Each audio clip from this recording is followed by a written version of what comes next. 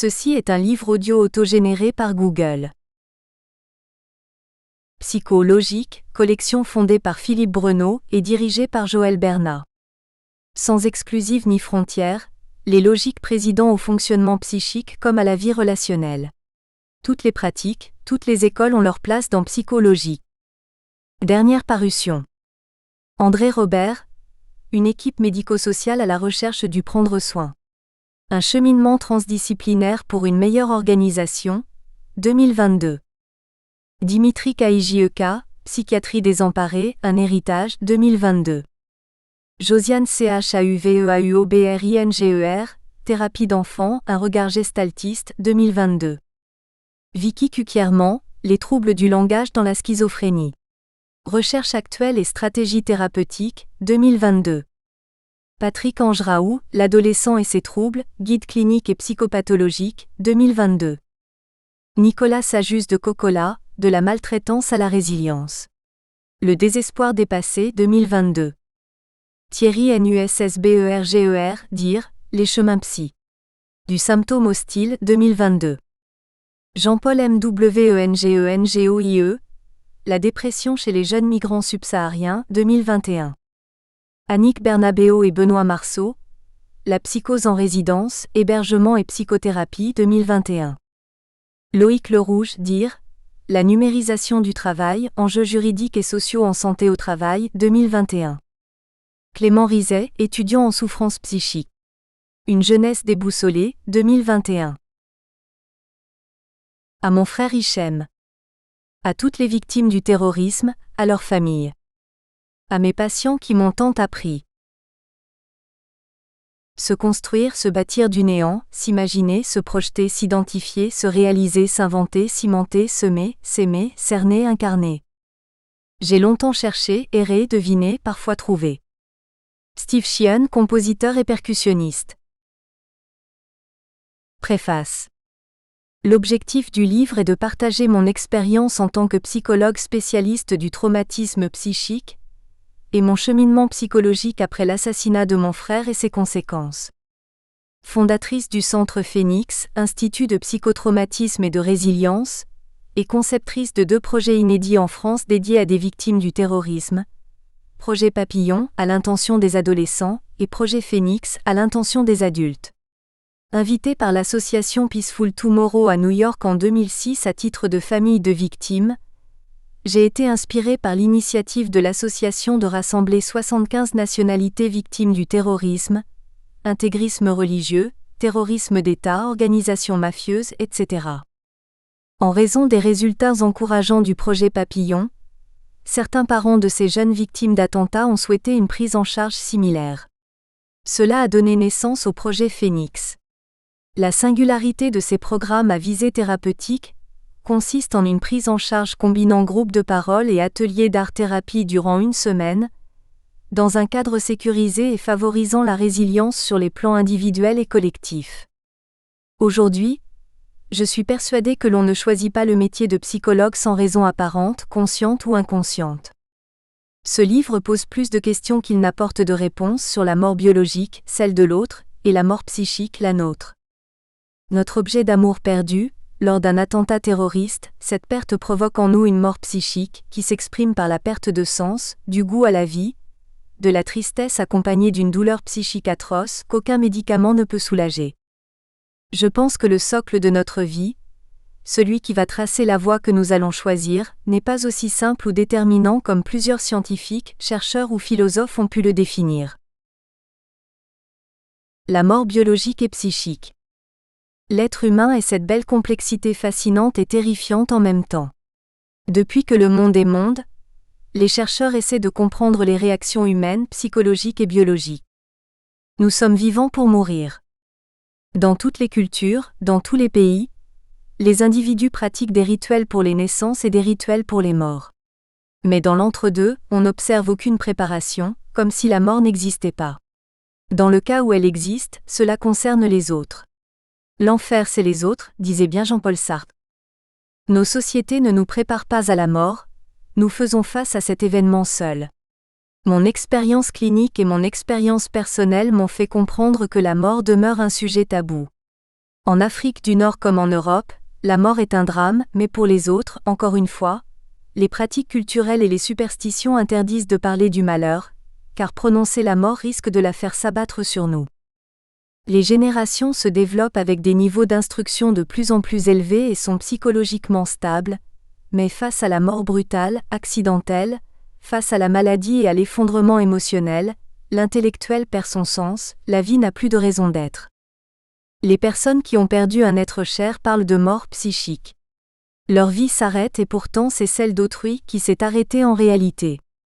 Lors d'un entretien avec un patient victime du terrorisme qui avait perdu sa femme, celui-ci me décrivait sa vie après le drame. Il avait sombré dans l'alcoolisme, ne voyait plus de sens à sa vie et souhaitait mourir le plus rapidement possible. Le même schéma se répétait à chaque séance, des larmes coulaient sans cesse avec les mêmes plaintes récurrentes. Son cas m'a heurté de plein fouet. Il se trouve que je pleure la perte de mon propre frère depuis 27 ans, mais en réalité, est-ce de l'égoïsme ? Je pleure sur moi-même et sur la perte de ma vie d'avant. Je suis triste parce que mon frère n'est plus là, mais qu'est-ce qu'il en penserait ? Factuellement, il n'est plus là physiquement, il ne ressent plus de sentiments ni de douleur. C'est comme s'il n'avait jamais vécu. Mon frère ne souffre plus. Son corps n'existe plus. Alors sur qui je pleure réellement ? La pensée stoïcienne nous apprend à vivre avec la mort, à accepter cette tragédie comme un fait de la vie et l'on ne doit pas s'attarder trop sur cette perte. Mais si je souffre, je pleure sur qui en réalité ? Sur ma vie d'avant avec mon frère ? Son sourire me manque, ses blagues me manquent, ses conseils ont laissé un vide insoutenable, son absence dans ma vie est dure à accepter. Quand j'écris ces phrases, je me rends compte que je pleure sur ma vie et non sur celle de mon frère car lui n'est plus dans la vie. Peut-on dire que la société ne nous prépare pas à cette éventualité de la mort d'un proche ? Pourquoi ce sujet est-il sensible ? Parler de la mort d'autrui, est-ce parler de notre propre mort ? Le déni de la mort nous protégerait-il de l'angoisse de mort ? Est-ce un mécanisme de défense ? Culturel ? Pour certains, parler de la mort, est-ce attirer la malédiction ? Tout cela pour arriver à l'esquisse d'une conclusion que la mort biologique, celle d'autrui, est une évidence, mais cette mort d'autrui provoque en nous la mort psychique, et cette dernière n'est pas si évidente pour nous tous.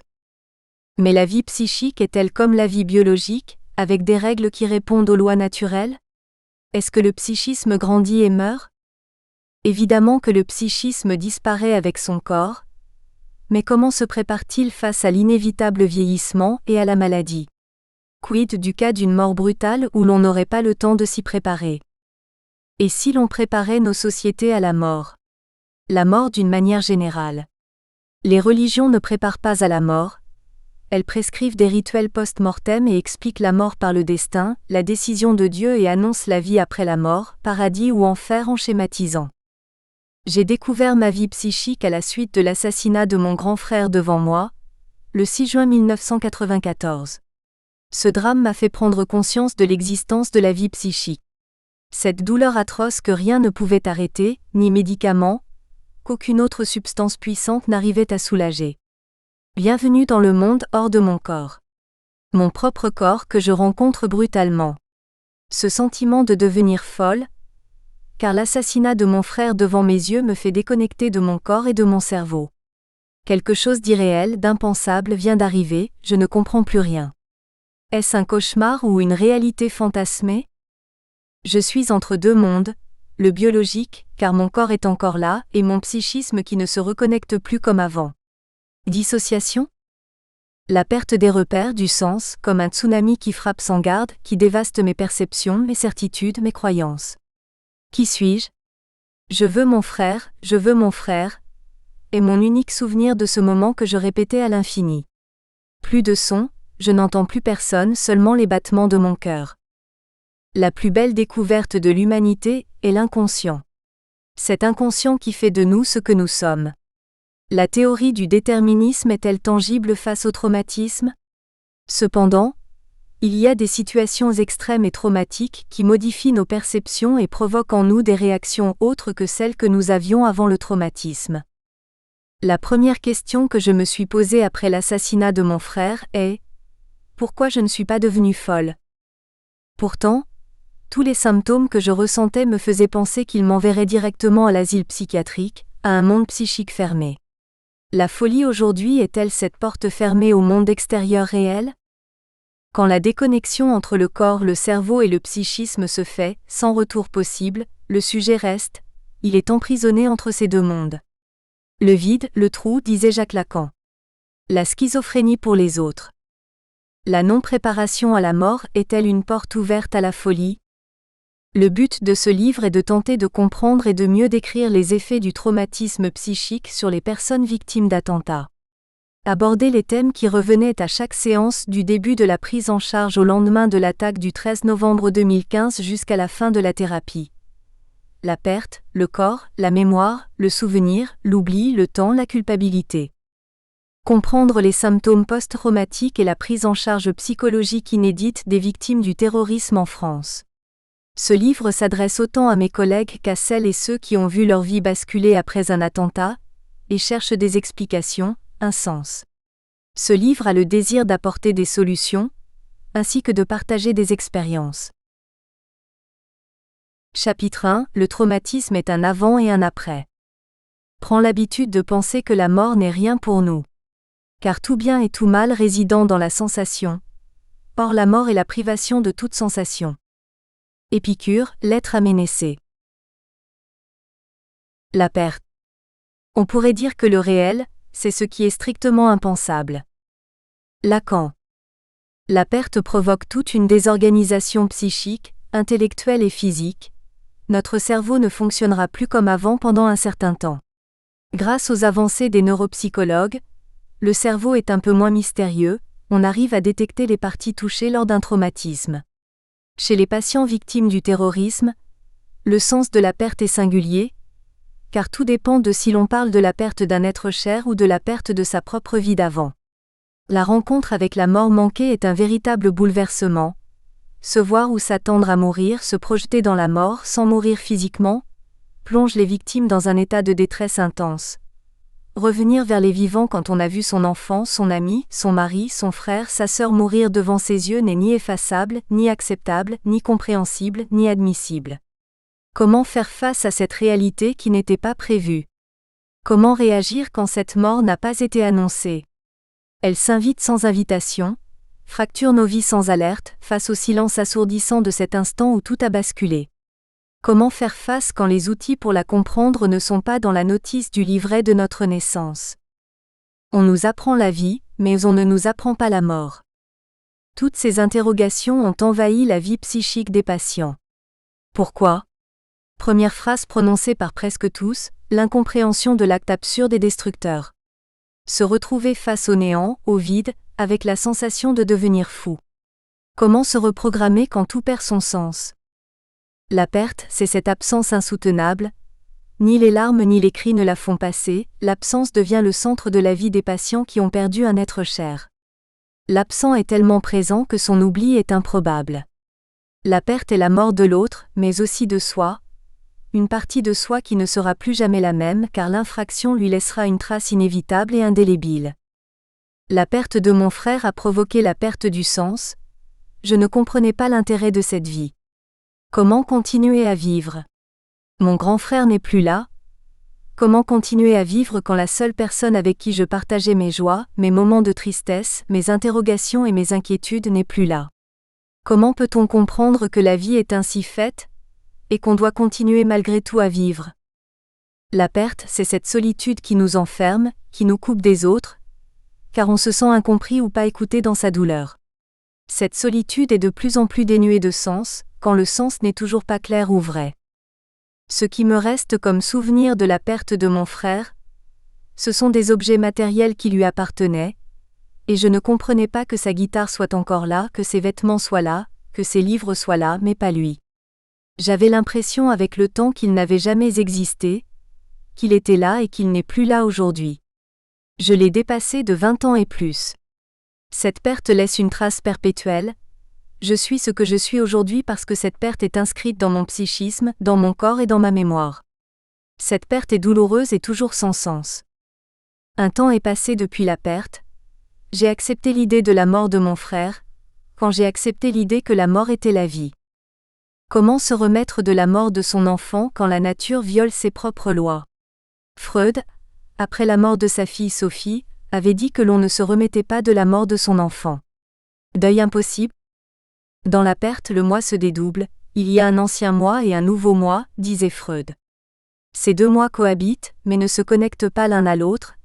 Un conflit s'installe pendant toute la période du deuil. Le deuil n'est ni l'oubli ni l'acceptation. Chez Sigmund Freud, le deuil ne consiste pas à faire disparaître une représentation, mais contribue à s'y attacher d'une autre manière. La perte, ce sentiment qui nous met face à la douleur. Ce sentiment d'impuissance provoqué par la perte plonge la victime dans un néant, où aucune solution solide ne peut l'aider à s'en sortir. L'impuissance est une immense douleur, surtout pour les parents. Pour eux, ils n'ont pas pu protéger leur enfant, n'ont pas été présents au pire moment de sa vie. La culpabilité est telle que cette perte s'inscrit dans le corps, laisse une trace dans le cœur et rend impossible de continuer à vivre, de sentir du bonheur ou de la joie sans la présence de leur enfant. Cet enfant qui a apporté tant de bonheur à ses parents, car il a été attendu et désiré. La perte provoque l'impuissance provoque la culpabilité et la culpabilité provoque le deuil compliqué ou impossible. Par ailleurs, le mot deuil chez les parents qui ont perdu un enfant est inconcevable, inacceptable, intolérable. Pour eux, il y a deuil, et le deuil des enfants ne se fait pas. Ils peuvent, comme ils disent, faire semblant de vivre, mettre le masque social et grâce à ce masque ils peuvent continuer à aller au travail, et à répondre à cette absurde question « Bonjour, tu vas bien ?» À faire semblant que leur vie a un sens, mais en réalité pour eux il n'y a plus de vie. Qui peut vivre une vie sans sens? Leur enfant n'est plus là, il n'y a plus de vie. Ces parents laissent la chambre de leur enfant mort intacte avec ses vêtements, ses affaires et tout ce qui rappelle son vivant. Chaque année, ils ne ratent pas la commémoration. Honorer la mémoire de leur enfant, invoquer son passé, ce qu'il a fait, ce qu'il a dit, parler avec ses amis, écouter tous ceux qui l'ont connu lui rendre hommage, pour ses parents c'est faire revivre encore et encore leur enfant disparu. Ne plus parler de lui, ne plus se souvenir de lui revient à le tuer une deuxième fois. La perte d'un enfant est un sentiment de mort intérieure, et rien ne peut soulager cette douleur. Quand la personne perd l'objet d'amour, elle n'arrive pas à trouver un sens à cette perte.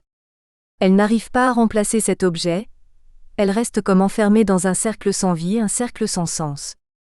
Vivre dans le passé, vivre dans les souvenirs est le seul moment où la joie peut s'exprimer. Se souvenir de cette époque où l'enfant était vivant en regardant des photos de lui petit, grand, entendre sa voix, ses éclats de rire, ce sont les seuls moments où les parents s'autorisent à être heureux en évoquant le passé. Ils vivent au jour le jour, sans projection dans le futur et surtout sans parler d'émotion, de joie ou de bonheur. Leur seul bonheur est la perspective du moment de la rencontre. Quand ils iront le rejoindre là où il est allé, dans l'au-delà, ils s'en impatientent. On s'est posé la question: quel est le rôle du thérapeute face à des parents qui ne souhaitent pas continuer à vivre avec un sentiment de bonheur? Faut-il juste les accompagner dans cette nouvelle vie? Faut-il juste écouter cette douleur qui s'amplifie avec les années?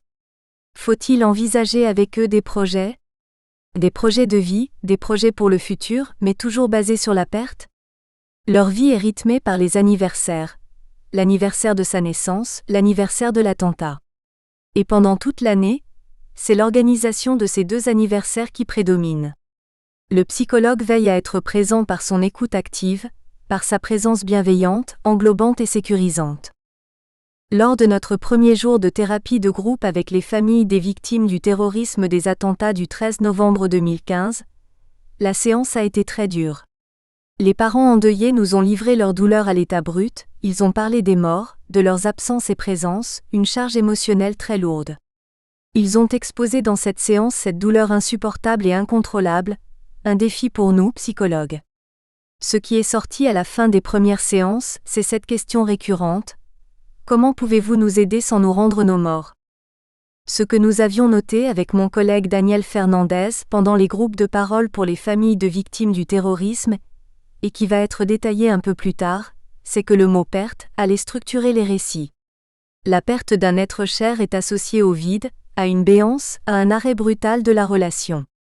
L'autre devient un fantasme, un être aimé qui ne peut pas recevoir leur amour, un être qu'ils cherchent à retrouver par tous les moyens dans les rêves par exemple, ou dans un rayon de soleil qui caresse leurs joues.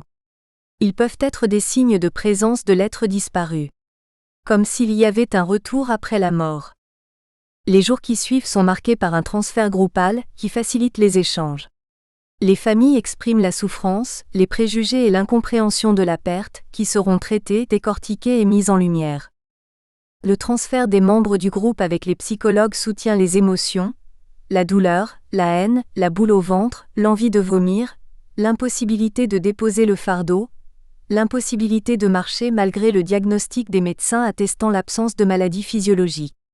Lors de ces séances groupales, d'autres traumatismes prennent place dans l'espace psychique physique, qui sont restés en suspens et vont s'ajouter pour accroître la souffrance sans se manifester directement.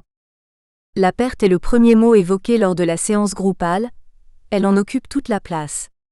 Images, souvenirs, odeurs, kinesthésie, mais eux, les morts, ne sont pas là.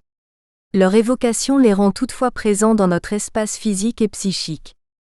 La perte irremplaçable prend un espace réel, un espace strictement impensable, disait Lacan. L'absence est un trou dans lequel la vie de tous les jours est en train de tomber. Le vide prend place, il tisse le passé et le moment de l'assassinat, serait-ce possible ? La perte individuelle et la perte collective nous interrogent sur notre clinique, sur la technique de Freud, sur notre position d'accompagnateur des victimes. Pour les amener où ?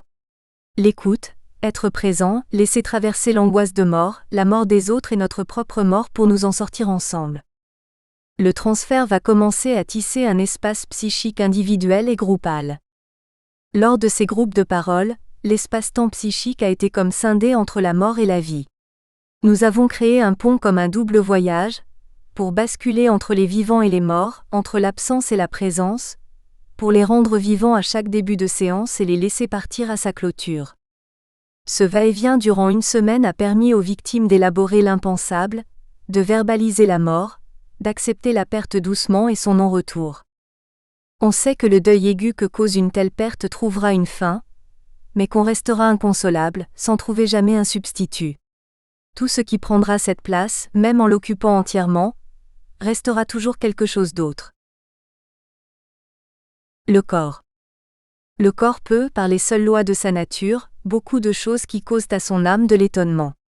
Il est également au seul pouvoir de l'âme de parler et de se taire, et bien d'autres choses que l'on croit par suite dépendre des décrets de l'âme. Si de son côté le corps est inerte, l'âme est en même temps privée d'aptitude à penser. Spinoza. Une scène du corps, art-thérapie. Jusqu'à mes 18 ans, je vivais en totale harmonie avec mon corps, je savais que j'étais une fille. Je connaissais mes parents biologiques, j'avais 2 frères, Hichem l'aîné et Rafik, le petit dernier. J'ai 7 oncles, ma grand-mère paternelle était d'une beauté saisissante et d'une douceur apaisante. Mon grand-père m'a marqué par son amour et son affection. J'étais sa petite princesse, la première petite fille. Quand il me voyait, je voyais dans ses yeux cette lueur d'émerveillement, de curiosité et de bonheur. Il voulait une fille, il avait eu 8 garçons.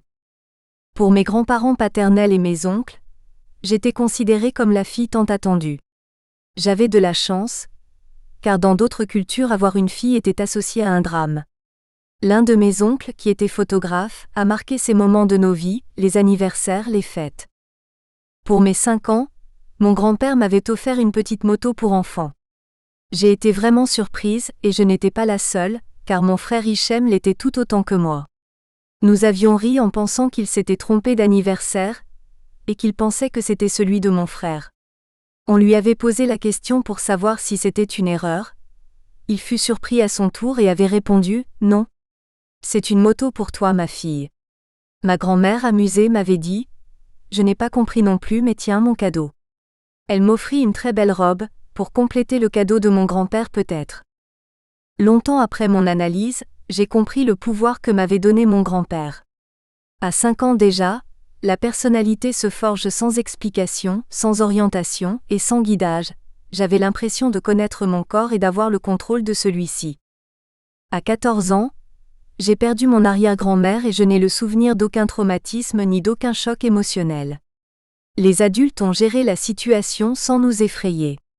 Je me rappelle que j'avais la mission de garder mes petits cousins pendant que les adultes organisaient la préparation rituelle du corps, la prière spéciale pour les morts. Je me souviens de la mort de mon arrière-grand-mère comme d'un passage normal de l'existence à l'inexistence, sans tragédie. C'était comme si ma famille et la société étaient prêtes à ce passage, organisées et même préparées. Ma famille ne s'est occupée ni des préparatifs, ni de la réception des personnes pour les présentations de condoléances. La famille élargie et les voisins s'en sont chargés de manière spontanée, culturelle ou traditionnelle de la solidarité entre les êtres humains. Je comprends que la mort soit reconnue dans le monde entier. Quelle que soit la nationalité ou la religion, on nous a préparés à la fin de cette vie. La religion joue un rôle important pour structurer la mort, expliquer le sens à donner et renforcer la croyance en Dieu. Pour protéger nos morts et ceux qu'on aime, on leur souhaite le paradis et par ricochet on garde la foi. La religion existe depuis presque aussi longtemps que l'homme existe. La religion organise la société selon des rites particuliers à chaque pays ou tribu. La religion a traversé des guerres, et qui dit guerre, dit des morts douloureuses. Atrocement insupportables, avec des corps déchiquetés, décapités. Mais la religion avait ce pouvoir de rassurer et de rassembler les pèlerins. Que s'est-il passé aujourd'hui? Pourquoi le monde moderne et laïque ne continue-t-il pas à s'organiser selon les situations? Pourquoi la sidération paralyse-t-elle le monde psychique? Pourquoi lorsque le terrorisme s'est déclaré contre le monde, avons-nous été incapables de réagir, de nous organiser? Est-ce que la mort provoquée hors conception préalable, c'est-à-dire pas comme une guerre visible et déclarée, change de visage? On n'accepterait la mort que quand elle est annoncée, prévue, programmée? Pourtant, tous ne meurent pas pendant une guerre. Pour quelle raison on n'arrive pas à se projeter dans la mort, tant que nous ne sommes pas frappés directement? Le sociologue Edgar Morin parle de la résistance scientifique, du déni ou de l'incompréhension de la raison de la mort qui pousse les scientifiques à chercher l'immortalité, notamment par les produits anti-vieillissement, la recherche médicale contre les maladies pour repousser l'heure de la mort à tout prix. Qu'est-ce qui fait que nos dirigeants n'arrivent pas à anticiper une catastrophe humaine, une guerre visible ou invisible? Le terrorisme avait déjà frappé dans le passé, certes pas de la même manière, mais là, nos gouvernements n'ont pas fait preuve d'anticipation. Un des patients disait « Je ne me suis jamais senti concerné par les attentats, jamais je ne pensais qu'un jour cela allait me frapper, juste cette idée me traumatise encore aujourd'hui. » Peut-on prévoir la mort d'autrui sans se projeter soi-même? J'ai entendu le président François Hollande lors des attentats du 13 novembre 2015 dire à la télévision « Nous étions tous sidérés, nous avions peur. » N'est-ce pas le rôle d'un élu de prévoir? Autrement, parler de la mort ne serait pas une histoire de politique, mais plutôt une histoire humaine, sociologique, historique, psychologique et biologique? Peut-on penser la mort? La mort est-elle cette absence de la pensée? Pourtant, comme nous organisons les rituels des morts, nous devons organiser la vie de ceux qui restent, car l'histoire de la mort est réglée au moment où l'on enterre le défunt. Sur sa pierre tombale, on grave la date de sa mort à côté de celle de sa naissance et il ne fait plus partie des vivants, il nous a alors quittés. L'individu mort ne peut plus penser, c'est une évidence. Maintenant, comment apprendre aux vivants que la mort est cet ami invisible qui peut nous saluer à tout moment, et préparer ceux qui doivent continuer à vivre? Doit-on la courtiser et la penser pour nous sortir de l'état de sidération quand elle arrive? La résilience, elle, ne vient qu'après le drame, c'est un processus, un résultat, disent les fondateurs. Et si l'on préparait les individus à cette mort, donc si l'on parlait de la mort avant qu'elle ne surgisse?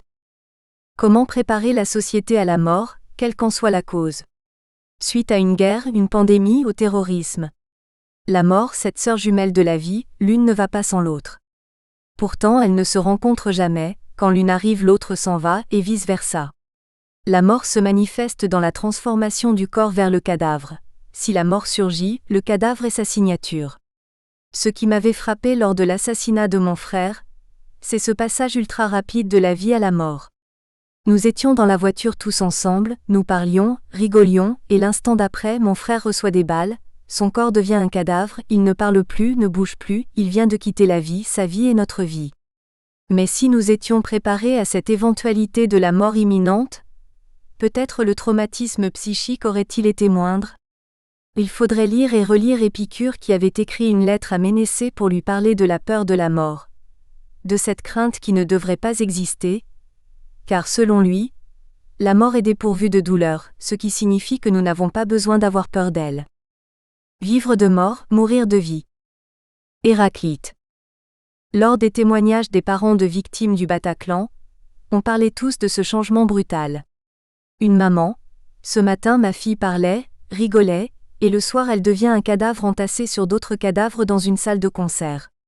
Ils nous ont empêchés de la voir jusqu'après l'autopsie derrière une glace, 20 minutes, et lors de l'enterrement soudain, ma fille ne m'appartenait plus, son corps non plus, on ne m'a pas laissé la prendre dans mes bras une dernière fois. La mort des enfants est insupportable. Pendant les groupes de parole, les parents endeuillés parlent de la perte insupportable de leur enfant et nous les accompagnons dans ce voyage le plus pénible qui soit. L'élaboration de l'insupportable, de l'inexplicable, l'acceptation de l'inacceptable. Certains parents qui avaient perdu leur enfant disaient « Nous sommes en sursis dans cette vie. Le deuil, ce n'est pas pour nous. Qui peut faire le deuil de son enfant ? Parler de la mort englobe la perte de l'impensable, la mort de nos enfants. La découverte de la pensée stoïcienne nous invite à accepter la mort comme une suite logique de la vie. Si nous acceptons la vie, nous devons accepter la mort. Cela m'a beaucoup aidé à changer mon point de vue sur la perte, à la décortiquer en analyse, pour enfin ne pas chercher à changer la réalité, mais à changer mon point de vue sur la réalité. Car la mort ne dépend pas de moi, nous. On ne peut pas la changer, mais on peut changer l'impact qu'elle peut avoir sur nous, cela dépendra de notre travail thérapeutique. Comprendre le monde, c'est comprendre que ce qui arrive a des raisons d'arriver, et peu importe si je n'en comprends pas le sens ou les causes. Il ne sert à rien de ne pas l'accepter ou de vivre dans le déni, mais si j'accepte, cela cesse d'être dévastateur sur mon psychisme. La peur de la mort est une aberration logique, qui devrait cesser pour cesser de souffrir davantage. Pour le moment, notre topique psychique n'a rien à voir avec l'anatomie. Elle se réfère à des régions de l'appareil psychique, ou qu'elle se situe dans le corps, et non à des localités anatomiques. Sigmund Freud, 1915, Métapsychologie, folio essai, page 79. Le corps témoigne de l'existence. Ces connexions et déconnexions entre le corps et le psychisme sont observables cliniquement. À ma connaissance, à ce jour il semblerait qu'il n'y ait pas d'études neuropsychologiques publiées qui démontrent ce lien étroit qui est parfois observable lors d'un traumatisme psychique. Je me souviens de l'attentat du RERB à Paris en 1995. Cela faisait à peine une année que nous étions en France avec mes parents. Cet attentat a fait surgir des symptômes post-traumatiques. Au moindre bruit, je sursautais. Les mêmes méthodes appliquées en Algérie pour notre survie se sont déclenchées, comme d'éviter de sortir à la même heure tous les jours, changer le parcours, ne pas raconter mon histoire à qui que ce soit. Par peur des représailles. Comme des centaines de milliers de Franciliens, le RERB était mon moyen de transport habituel, et cette peur paralysante ressentie l'année précédente a alors ressurgi avec cet attentat. Je me rappelle mon corps qui se durcit, je suis très tendue, je n'arrive plus à me détendre, le trouble du sommeil est encore plus présent, j'augmente les doses de somnifères, des idées folles se bousculent dans ma tête, la mort est proche. Le sentiment d'insécurité est réactivé à son paroxysme, avec l'idée folle que j'ai eue au départ sur ma propre mort qui devait arriver. J'étais persuadée que je devais mourir à 20 ans, comme mon frère.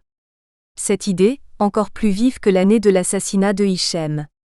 Paradoxalement, cette idée me soulageait quelque part, car je l'avais associée à l'arrêt des souffrances, à l'apaisement. Penser que la mort pouvait me soulager était une idée complètement folle, mais c'était la seule que j'avais trouvée à 19 ans. Je ne voulais pas me donner la mort, mais je pensais mourir assassinée comme mon frère. La douleur psychique est insupportable, car rien ne peut la soulager, cette idée devient obsessionnelle. Un nouveau symptôme pendant cette période de l'attentat du RERB a surgi. Je n'arrivais plus à passer à côté des poubelles, persuadée qu'elles étaient piégées. Un soir, en rentrant de l'université, j'aperçois au loin sur le trottoir où je marche une vieille poubelle noire en acier. Je commence à me décomposer psychologiquement, Une partie de moi me demande de changer de trottoir au risque de mort imminente. Une autre partie de moi dédramatise. Je me répète que rien ne va exploser. Arrête ton délire et continue de marcher. Un conflit interne est en œuvre, aucune solution possible, les deux arguments sont forts et tiennent la route. Ma respiration s'accélère. Des gouttelettes de sueur s'accumulent sur mon front au fur et à mesure que je m'approche de la poubelle. Je ne sais ni quoi faire, ni me résoudre à trancher entre les deux parties qui s'opposent en moi-même. Ce n'est pas de l'ambivalence, et ce n'est pas une pulsion contradictoire pour un même objet. Certes, la pensée de mort si je passe devant cette poubelle est réelle, elle se caractérise par la peur. L'autre idée me suggère de changer de trottoir. Ces deux idées ne s'opposent pas ni ne se contredisent. Donc ce n'est pas ambivalent. J'observe les gens qui marchent normalement à côté de la poubelle. J'essaie de me raisonner en me disant qu'ils ne sont pas fous, la poubelle n'a pas explosé. Mon cœur bat la chamade, j'ai les mains moites, je sens que c'est la fin. Je suis au bord de l'évanouissement. Mon côté pragmatique et raisonné tente de me calmer, mais en vain, rien à faire. D'un coup, à l'approche de cette fameuse poubelle, je sens mon corps qui se soulève et traverse vers l'autre trottoir. Sans contrôle, sans prise de décision intellectuelle et consciente. Je n'ai pas compris ce qui m'arrivait. Est-ce que mon corps a décidé de se protéger ? Conflit psychique. Une partie de moi voulait passer devant la poubelle pour me prouver que je n'avais pas de raison d'avoir peur, et l'autre partie voulait changer de trottoir car persuadée que la poubelle allait exploser et la mort frapper. Entre les deux parties, le vide, le trou noir, le tort de chez Lacan ? Ce lieu où l'inconscient se loge, cet inconscient qui possède le savoir que nous ignorons. Cela pourrait signifier que cette perte de contrôle et de conscience est provoquée par notre plongée dans ce tort, ce trou, et qu'il aurait repris le contrôle ? Le tort saurait ce que nous ne savons pas. Je perds le contrôle de mon corps et de mon conflit psychique. Est-ce que mon corps a pris le contrôle ? Le corps peut-il décider seul ? Pourquoi ce sentiment de vide, d'incompréhension que les psychiatres appellent dissociation ? La dissociation mentale se caractérise par une séparation entre les éléments psychiques, qui communiquent habituellement. Ce manque de congruence psychologique se traduit par l'incapacité de percevoir les événements extérieurs et d'agir en conséquence. L'impossibilité d'agir en concurrence avec ses émotions. La perte de son identité. La perte de contact avec la réalité. Lorsque l'épisode de dissociation mentale n'est pas permanent, la personne... Nous espérons que vous avez apprécié cet aperçu. Pour continuer à écouter ce livre audio sur Google Play Livres, utilisez le lien dans la description de la vidéo.